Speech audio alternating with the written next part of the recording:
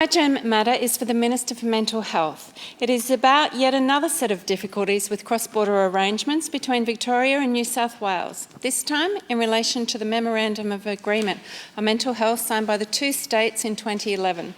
It's bad enough that this agreement refers to the Victorian Mental Health Act 1986 instead of its Replacement Act of 2014, but the problems run much deeper.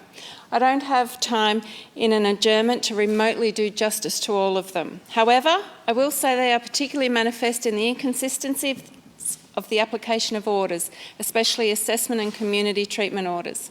Another critical question about the cross-border arrangement is why the block funding from New South Wales, to the best of my knowledge, has not increased for around a decade now. As it is, there is already a stark imbalance in Victoria between the demand for and supply of mental health services and infrastructure, including insufficient resourcing for mental health primary care. And these problems are actually increasing given that the call on mental health services has continued to grow very substantially across Victoria over recent years. Accordingly, we surely can't let the system be further compromised by the persistence of nagging issues stemming from a cross-border agreement. We literally cannot afford their continuation.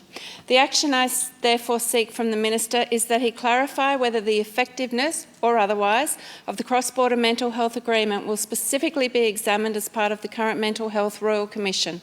If not, I would like him to explain in his reply what the government will do and when to correct the range of inconsistencies in the treatment of mental health patients across the respective sides of our border with New South Wales. In a broader sense, I would also like to know what the government is doing independently of the Royal Commission to address the need for planning and spending improvements across the full Victorian mental health system.